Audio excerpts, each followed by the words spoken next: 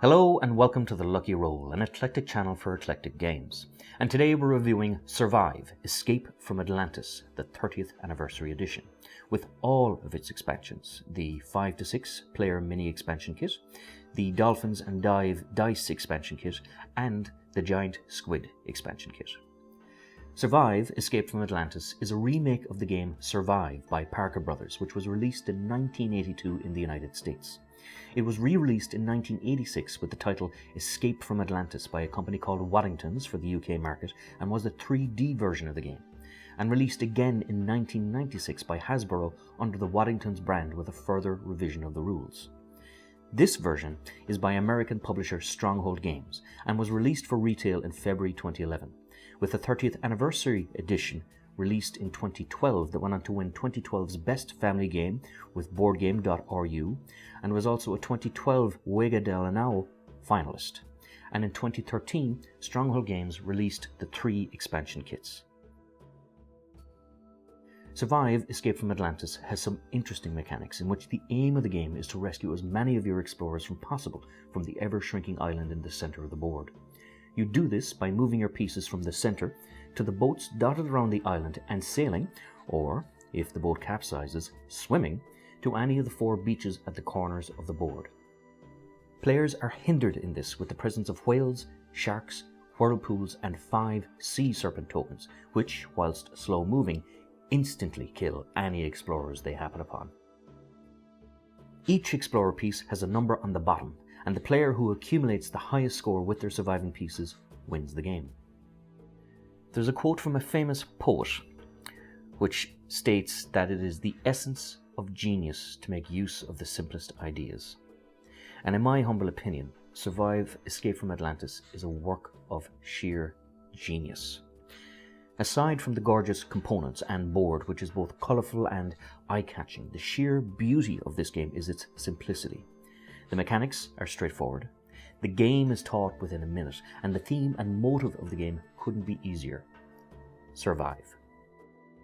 Despite it being such an uncomplicated game with wonderfully straightforward gameplay, it can be one of the most cutthroat and punitively vindictive games to play ever.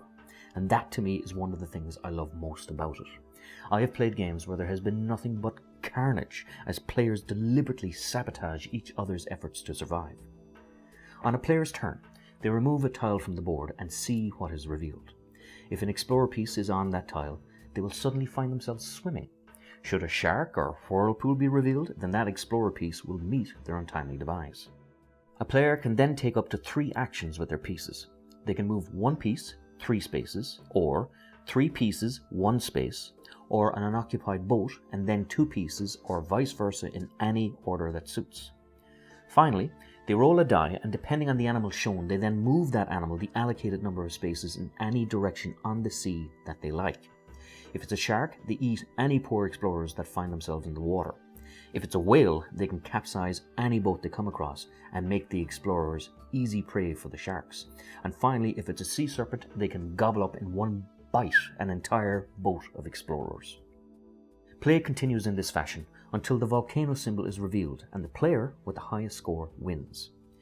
It's a quick 30-minute game which has proven to be immeasurably fun with all ages, and because of the fast-paced nature of the game, any hurt feelings are soon forgotten, as it is very easy to enact both revenge but also to start again with a fresh new start should players opt to start a whole new game.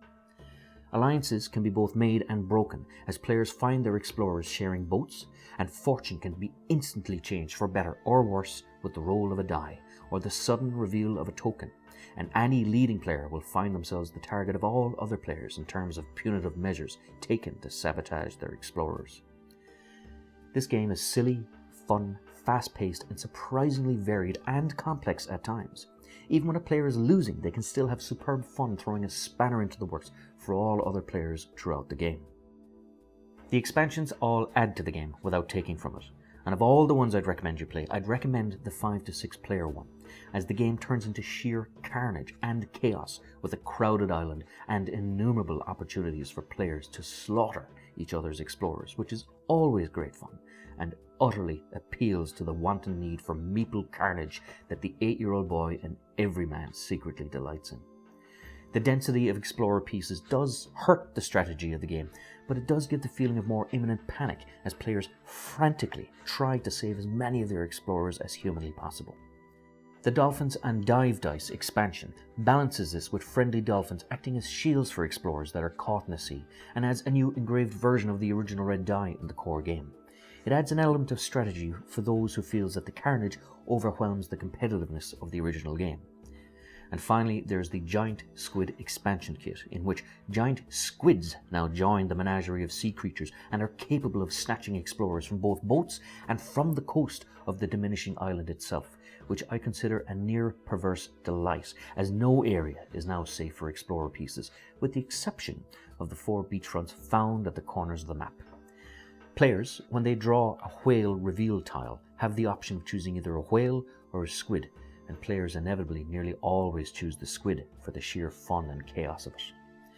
The expansions can be added or removed from the core game as needs be, but the utter chaos of all expansions with a full group of 6 players is such great fun that you have to try it at least once in every game night session when you break this game out for family and friends. Survive Escape from Atlantis is a game that should be in everyone's collection.